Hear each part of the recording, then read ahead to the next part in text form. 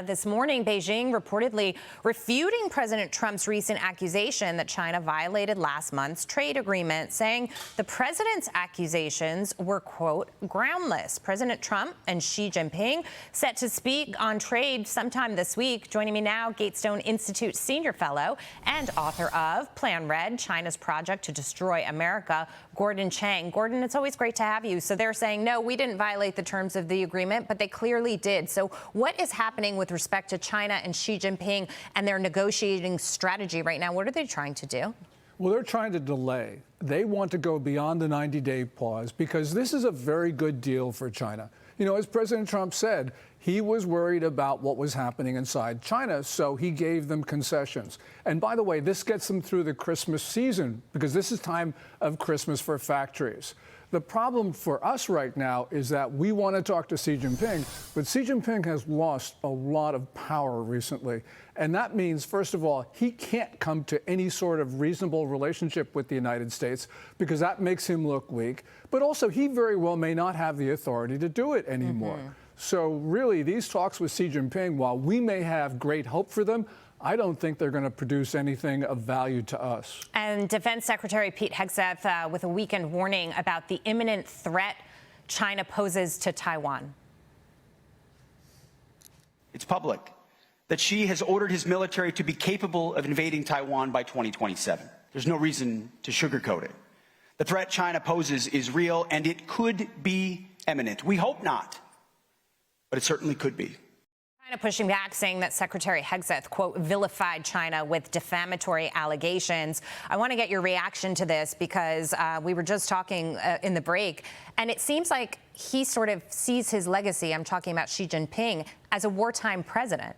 Yes, well, he talks about war all the time, and he is mobilizing all of Chinese society, not just the military, but civilians as well, calling up reservists, taking over civilian factories so they can turn out items for the military. This is total mobilization.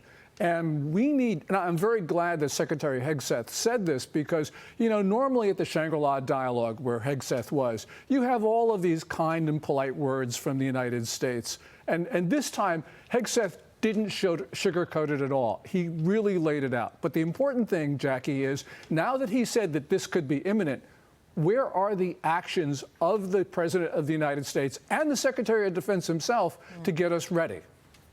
Right. Well, this seems to be an ongoing discussion point, right, between China and Taiwan. Will they, won't they? There are people certainly that believe that they will. I'm in the camp that I think that's a real threat. There are others in the camp that don't think it's a threat at all. I'm with you in the sense that I'm getting the sense that you think it is a real threat.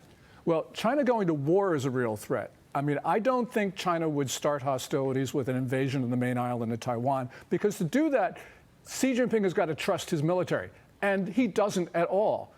So, you know, this is a point where China is going to start a war someplace, maybe not with Taiwan, but that war will eventually envelop Taiwan, because when war starts in East Asia, it's going to spread throughout. Right. Did you see that recent article over the weekend about China wanting to send drones via container ships to the United States, so that almost like what the Israelis did, you know, when they blew up those pagers, right? That China's going to send these drones to the United States in these container ships and then launch the drones. Well, it's like what Ukraine just did. Right? Correct. I mean, they shipped all these things in boxes. The boxes opened and the drones came out. And so there was a big article on A, whether or not that was going to happen, and B, how would we protect ourselves? Well, we really right now have military bases that are open to these drones. I mean, you had all of those drone incursions at Langley Air Force Base. Right. The Air Force just couldn't do anything about them. And that was only like 3 or 4 months ago. So, you know, right now we have all of our bombers parked right out in Barksdale. And the Chinese can do to us what the Ukrainians did to the Russians. Right. Let's get to this. Wall Street Journal is saying that Harvard University has educated so many Chinese officials. Many in the country refer to it as, quote, the top party school. Alumni include a former vice president, Xi's top trade negotiator, and even his own daughter, who graduated in 2014. Gordon, on so many fronts, we've got issues with China, and the universities just underscore that. Yes, well, Harvard is a particularly bad actor here because, as they say, it is the party school for mid-level officials. And this means that we're not training our own people, we're not training our friends and allies, we're training an enemy. So this has got to stop. And you know, at that commencement speech where you had that student, I mean, she laid out Xi Jinping's plan to take over and rule the world. And this was Harvard legitimizing, you know, Chinese rule over the United States. This is absolutely wrong. Yeah. President Trump is pushing back. Can I ask about the student visa thing? The idea that we have 300,000 young Chinese people in our colleges. What is your view of the risk that poses?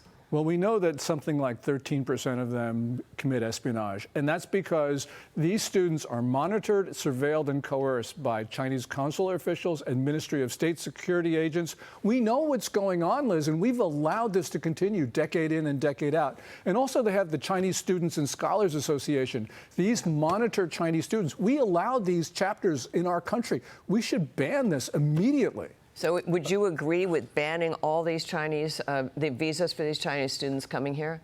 I don't think we should do that. But if we do that, it's a drastic action. We absolutely have to do something. And if that's the only thing that works, then we got to do it. Well, vetting is certainly part of the process. And the president is saying we need to vet people more thoroughly. Gordon, before we let you go, I just want to ask you about South Korea, because the voters are heading to the polls there tomorrow for their presidential election. And the leader of the Progressive Democratic Party of South Korea is said to be the front runner who has publicly pushed for closer ties with China.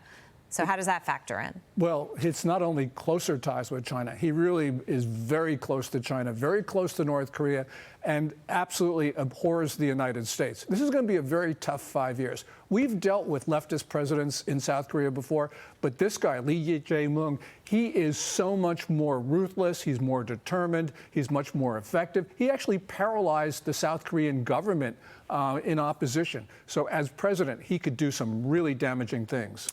Gordon Chang, thank you. Good to see you this morning. Appreciate it.